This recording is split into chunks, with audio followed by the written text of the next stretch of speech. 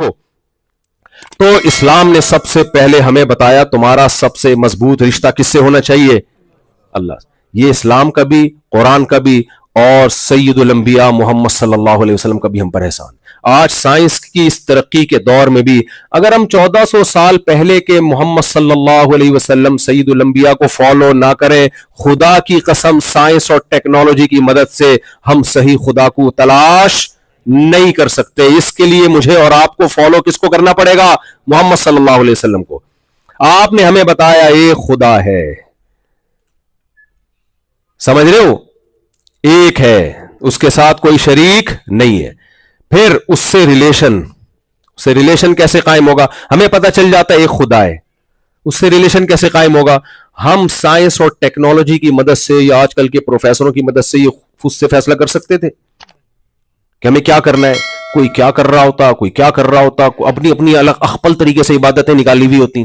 پشتوں میں کہتے ہیں اخپل طریقہ، ہر آدمی نے اپنا عبادت کا ایک اسٹائل نکالا ہوا ہوتا، کوئی کیا کر رہا ہوتا.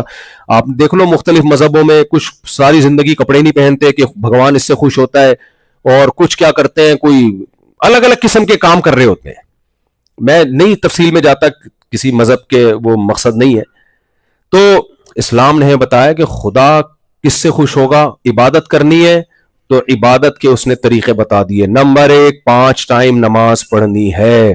ایسا خوبصورت سلیکٹڈ طریقہ، یہ انسان کی سلیکشن، انسانوں کی سلیکشن ہے نا. دیکھ لو جو اسلام کے متبادل جو عبادات کے طریقے، وہ کس کی سلیکشن ہے؟ وہ انسانوں کی. یہ سلیکشن کس کی ہے؟ اللہ کی. اس نے بتایا 5 ٹائم وضو کرنا ہے.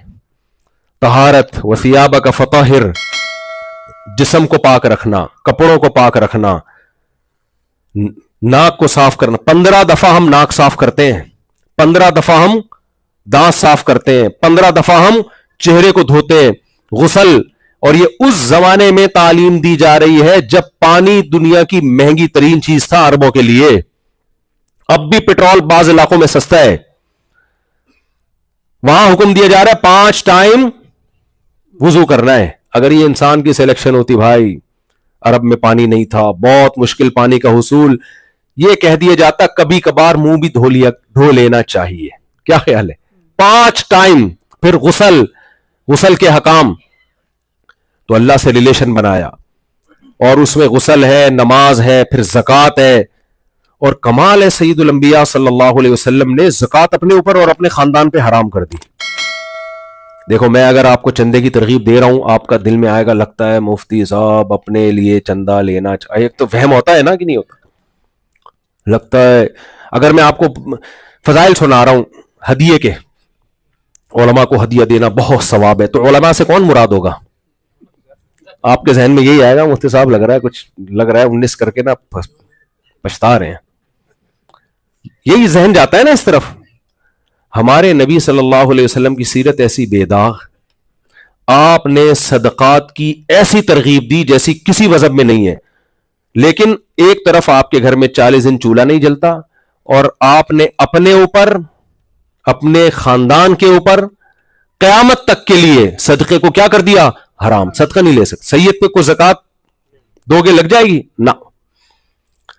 کوئی دیکھا ایسا ہے بھائی؟ کوئی موٹیویشنل اسپیکر ایسا دیکھا آپ نے جو فری میں آپ کو ورک شاپ بھی کرا رہا ہوں؟ آج کل جو موٹیویشنل اسپیکر بتاتے ہیں نا پیسہ ہی سب کچھ نہیں ہوتا، وہ یہ بات بتانے کے 1.5 لاکھ روپے لیتے ہیں، پتہ ہے آپ کو؟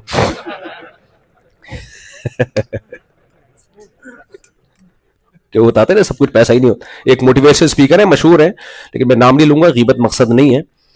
ہم نے ان کو بہت بلایا اپنے مدرسے میں، حالانکہ علماء کو ضرورت نہیں ہوتی، لیکن پھر بھی چلے یار آپ کے علم حکمت کی بات کہیں سے بھی ملی. ہم نے کہا یہ طلبہ ہیں، تھوڑا ریٹ کم کر لیں آپ. ریٹ کم پہ بھی ایگری نہیں ہوئے. ہم نے کہا واہ یار ہم تو ایسا بدگوان. ہم نے کہا واہ پوری دنیا میں آپ باتیں کر رہے ہو. سارے ایسے نہیں ہوتے لیکن کچھ ایسے بھی ہوتے ہیں.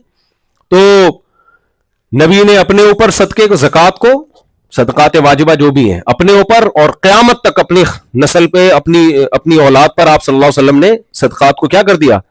حرام کر دیا. تو بھائی یہ کیا ہے؟ قربانی کس کے لیے؟ ریلیشن کے لیے. اور چلو آگے.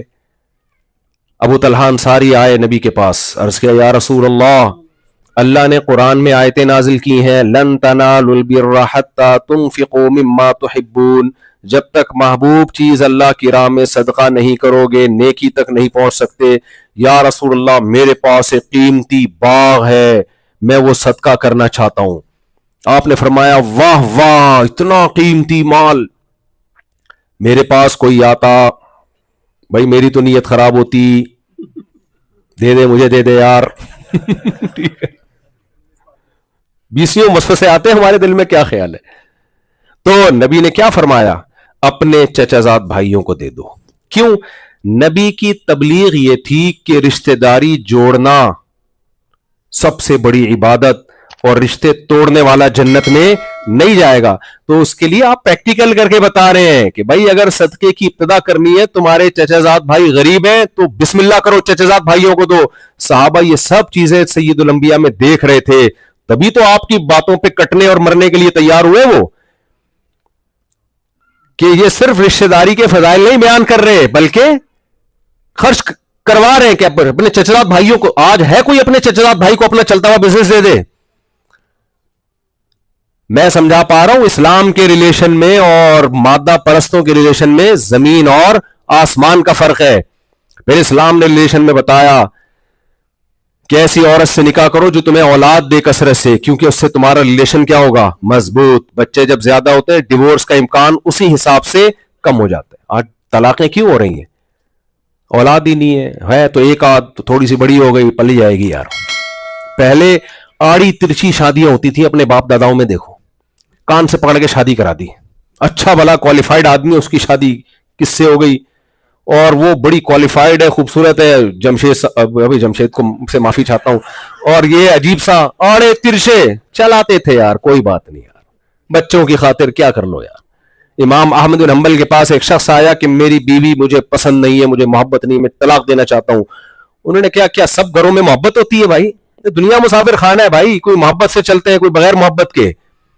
چلاؤ بڑے فائدے. اللہ نے قرآن میں کیا کہا؟ آسان تکرہوا شیئا ویجعل اللہ فیہ خیرا کثیرا. ہو سکتا ہے تم کسی چیز کو ناپسند کرو, اللہ نے اس میں بہت ساری خیر ڈالی بھی ہو. ہمارے ایک جاننے والے تھے, ان کی بیگم بہت بد اخلاق تھی, بہت بد اخلاق. یہ واقعہ 25-30 سال پرانا ہے. اتنی بد اخلاق, انہوں نے کہا یار چھوڑ دیتا ہوں اس کو میں. تو ان کے کسی استاذ نے ان کو سمجھایا, چھوڑو یار, قرآن کیا کہہ رہا ہے کہ ہو سکتا ہے تمہیں ایک چیز ناپسند ہو, اللہ اس میں تمہارے لیے کیا پیدا کر دے؟ خیر. تو 25 سال کے بعد مجھے بتا رہے تھے اپنے بیٹوں کو دکھا کے, یہ خیر پیدا کی اللہ نے. اور واقعی وہ اتنے نیک بچے ہیں, اتنے نیک, آدمی حیران ہوتا ہے یار, اتنے نیک بچے. تو کیا تھا کہ وہ بتا رہے تھے دیکھو یار یہ اللہ نے خیر پیدا کر دی. تو قربانی یہ ہے, یہ والا ریلیشن ہے جو کون مانگتا ہے؟ اسلام. تو اس میں سب سے پہلے اللہ سے ریلیشن, پھر اولاد, میاں بیوی کا رشتہ, آپس میں قربانی دینی ایک دوسرے کے لیے. شوہر کا کام ہے کھلانا اور عورت کا کام ہے شوہر کی اطاعت کرنا. میں نے اے آئی سے اپنے بارے میں ایک دن پوچھا, مفتی طارق مسعود کون ہے؟ اے آئی نے بولا یہ آدمی عورتوں کو بولتا ہے شوہر کو سربراہ مانو. میں نے کہا کدھر سے جا کے اس نے دکھتی نفس پکڑی ہے, حالانکہ میں تو بہت ساری باتیں کر رہا ہوں. اس نے وہ چیز نکالی ہے جو مارکیٹ میں نا جو سب سے زیادہ یعنی الگ سے کوئی ہے. تو بھائی میں یہ عورتوں کے فائدے کے لیے کہتا ہوں, کیونکہ آدمی ہے, وہ آدمی ہے.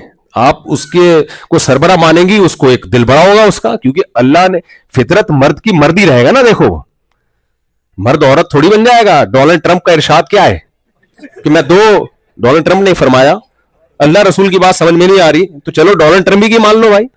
ڈونلڈ ٹرمپ نے کیا, میں 2 جینڈر پہ یقین رکھتا ہوں, ایک مرد اور ایک عورت.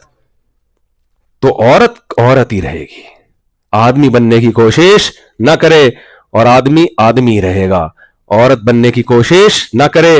گیٹ اپ کے لحاظ سے بھی اسلام نے کہا آدمی بنے, اور ایٹیٹیوڈ اس کا آدمیوں والا ہونا چاہیے.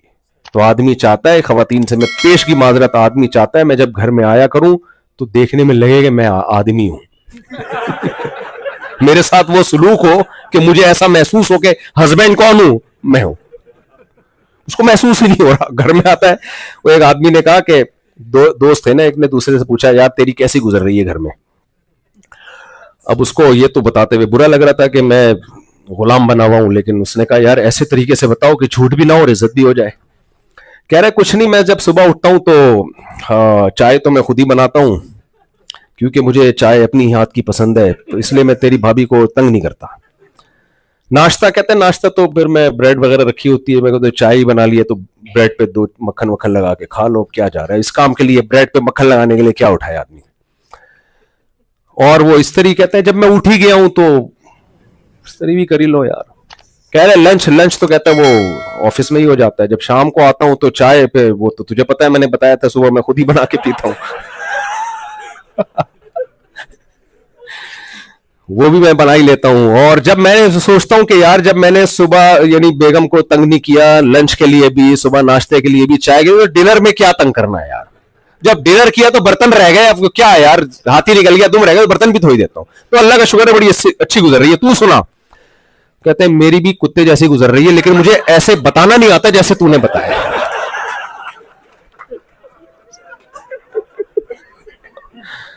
کہہ رہے گزر تو میری بھی ایسی رہی ہے لیکن مجھے اس طرح سے بتانا نہیں آتا. سمجھ رہے ہو کہ نہیں سمجھ. تو جی پوائنٹ ٹو بی نوٹ. تو میرے بھائی ریلیشن کے لیے قربانی دینی پڑتی ہے, سمجھ رہے ہو. آپ کی زندگی میں جب آپ کی وائف آئی ہے تو بس وہ ہے, ادھر ادھر عورتوں پہ نظریں مت ٹکاؤ. اللہ نے ہمارے, دیکھو غیر مسلم دیکھے گا, بلکہ وہ جو نہیں دیکھ رہے ہوتے اس پہ تعجب کر رہے ہوتے ہیں. تو اللہ نے قانون بنا دیا نا, یغضوا من ابصارہم, نہ آپ کے لیے کون ہے, آپ کی بیوی. ادھر ادھر جھانکنے کتنی, میرے شیخ حضرت مفتی رشید نواز فرماتے تھے رحمہ اللہ تعالی کہ آپ کی بیگم کتنی بدصورت ہو, جب آپ نے ایک دفعہ سوچ سمجھ کے شادی کر لی تو یہ سمجھو کہ اللہ نے اس سے زیادہ خوبصورت میرے لیے کوئی پیدا نہیں کیا. شیطان کہے گا نہیں بھی بہت ساری خوبصورت ہوں گی, بھائی میرے لیے سب سے خوبصورت کون تھی, یہ تھی. اس سے خوش بھی رہتا ہے انسان, ورنہ میرے بھائی کمپٹیشن اتنا ہے نا دنیا میں, ایسے تو میرے بھائی وہ تو آپ کے اینڈ ہی نہیں ہے. پھر تو نہیں, وہ تو 4 کے بعد بھی ہوس ختم نہیں ہوگی, وہ تو کمپٹیشن تو یہ تو ہے ختم ہی نہیں ہوگا کبھی بھی. ہوس نبی نے دیکھو, جس کے دل میں ہوس ہونا دنیا کی, نبی کی صحیح حدیث ہے کہ قبر کی مٹی اس کا پیٹ بھرے گی, وہ کبھی بھی خوش زندگی نہیں گزار سکتا. خوش وہی ہوگا جو قناعت سے کام لے, جو ہے میری قسمت کا اللہ کا دیا, میرے پاس بہت کچھ ہے. لوگ کہیں گے نہیں اس کے پاس تو تیرے سے زیادہ اچھی گاڑی ہے, اس کے پاس تو زیادہ اچھا گھر ہے. بھائی وہ اس کے لیے ہے, میرے لیے اللہ نے جو میرے لیے انتخاب کیا وہ سب سے بہتر ہے. تو یہ ہمیں کس نے بتایا بھائی, یہ اسلام کی تعلیمات ہے. بات کو بس میں سمیٹ رہا ہوں. تو میرے بھائی بس 2-4 منٹ لیٹ کر دیں, نماز کے بعد سوال. میں تو بیٹھا رہوں گا فجر تک, اس لیے مجھے روکنا پڑتا ہے, بریک لگانی پڑتی ہے. نہ بس میں بیان 4-5 منٹ میں ختم کر رہا ہوں, تو پھر نماز پڑھتے ہیں, سوال جواب کا سیشن نماز کے بعد ہوگا. بس میں جلدی سے بیان کو سمیٹ کے ختم کرتا ہوں. تو دیکھو میرے بھائی, نبی صلی اللہ علیہ وسلم نے ہمیں ریلیشن سکھائے. میں آپ کو وہ جلدی سے بتا دوں, میں نے جو کہا نا وما ارسلناک الا رحمۃ للعالمین, تمام جہان والوں کے لیے اللہ نے نبی کو رحمت بنایا ہے. تو اسلام رحمت ہے تمام جہان والوں کے لیے. نبی نے اسلام پیش کیا, آپ صلی اللہ علیہ وسلم نے اللہ کے حقوق بیان کیے, آپ صلی اللہ علیہ وسلم نے ماں کے حقوق بیان کیے. آج اگر ہمارے پاس نبی کی تعلیمات نہ ہوتی تو ماؤں کو وہ حقوق نہیں مل رہے ہوتے جو ملنے چاہیے. ہمیں باپ کے, تو آپ نبی صلی اللہ علیہ وسلم ماں کے لیے بھی رحمت للعالمین, باپ کے لیے بھی رحمت للعالمین, اولاد کے لیے بھی رحمت للعالمین. اولاد کے حقوق بھی نبی نے بیان کیے. نبی نے اپنی پوتی کو, اپنی نواسی کو, بیٹی کی بیٹی کو اٹھا کے 4 رکعتوں کندھے پہ بٹھا کے آپ نے امامت کی ہے. عرب بیٹیوں سے ایسی نفرت کرتے تھے, زندہ دفن کرتے تھے. نبی صلی اللہ علیہ وسلم نے اپنے کندھے پہ اپنی نواسی کو بٹھا کے پوری نماز پڑھ کے ان کو جو عزت دی, عرب کے دلوں سے بیٹیوں کی نفرت کو نکالنے کے لیے. آج ہماری سوسائٹی, مسلم معاشرہ جو بیٹیوں سے محبت کرتا ہے, وہ کس کی تعلیمات ہیں, نبی صلی اللہ علیہ وسلم کی. آپ سیدہ فاطمہ کے لیے کھڑے ہو جایا کرتے تھے. تو نبی بیٹیوں کے لیے بھی رحمت للعالمین ہوئے کہ نہیں ہوئے؟ پھر نبی صلی اللہ علیہ وسلم بیٹوں کے لیے بھی رحمت للعالمین, بچوں کے لیے بھی.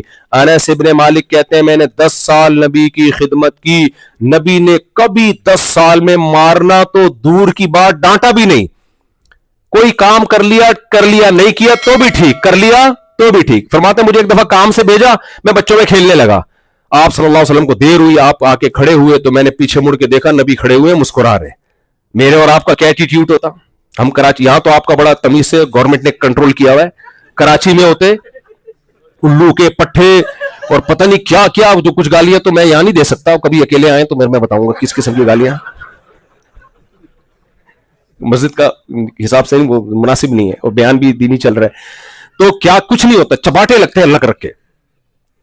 तो हजरत अनस इब्न मालिक की मिसाल हमारे सामने, आप बच्चों के लिए भी रहमत, आप सल्लल्लाहु अलैहि वसल्लम जानवरों के लिए रहमत। इस्लाम में ये नहीं है कि जानवर को जिंदा कढ़ाई में डाल दें। आज दुनिया के बहुत से ममालिक में ऐसा होता है, यूट्यूब पे वीडियोस पड़ी हुई हैं, जला देते हैं जिंदा जानवरों को। ला युअज़्ज़िबु बिन्नार इल्ला रब्बुन नार, फरमाया आग का अजाब आग बनाने वाले के सिवा कोई भी नहीं दे सकता।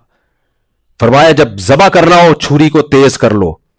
एक नबी ने फरमाया कि एक चींटी ने किसी पैगंबर को काटा, उस पैगंबर ने तमाम चींटियों को मार दिया। अल्लाह ने वही की, एक ने काटा था, बाकियों को आपने कत्ल क्यों किया? पहले पैगंबर का वाकया है, हमारे नबी हमें क्यों सिखा रहे हैं कि एक चींटी का बदला दूसरी चींटियों से नहीं लिया। हाँ, अगर घर में तंग कर रही है एक अलग बात है, तो एक चींटी मारना जिस मजहब में जायज ना हो उसको कहते हैं दहशतगर्दी सिखा रहे हैं। अजीब बात है या नहीं? जिस मजहब में बिला वजह एक चींटी मारने की इजाजत नहीं है, उस मजहब के बारे में मशहूर क्या किया हुआ है? मौलवी दहशतगर्द होते हैं, इस्लाम दहशतगर्दी सिखाता है।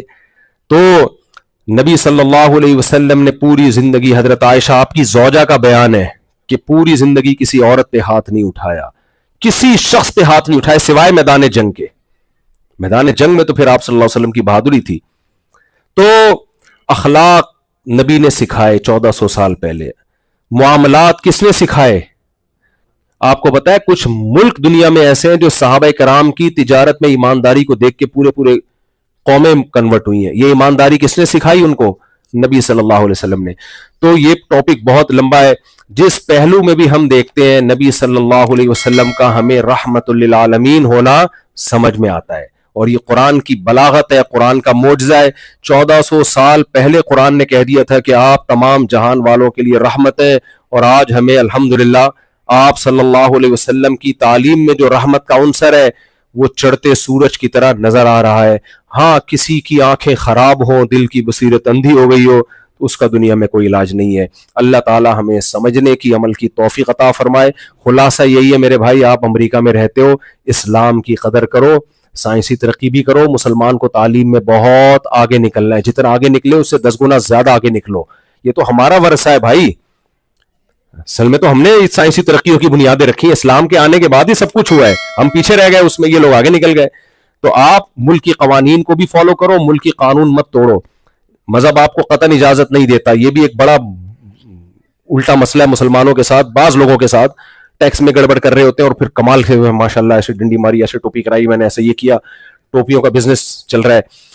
तो अच्छे शहरी बन के रहो ताकि तुम्हारा इमेज दुनिया के, यूसुफ अलैहिस्सलाम की सीरत हमारे सामने, वो गैर मुस्लिम स्टेट में थे यूसुफ अलैहिस्सलाम, कैसी अच्छी जिंदगी गुजारी उन्होंने। तो आप भी गैर मुस्लिम स्टेट में हो, यहां गैर मुस्लिम कहें कि ये हमसे ज्यादा अच्छे शहरी है। तो देखो इस्लाम में इतना हुस्न है ना कि अगर मुसलमान इंसान का बच्चा बन जाए ना, इस्लाम की टक्कर का कोई मजहब है नहीं फिर। तो हमारे साथ मसला है, मसला इस्लाम के साथ नहीं है, मेरे और आपके साथ मसला है, जमशेद के साथ मसला है। अल्लाह समझने अमल की तौफीक अता फरमाए।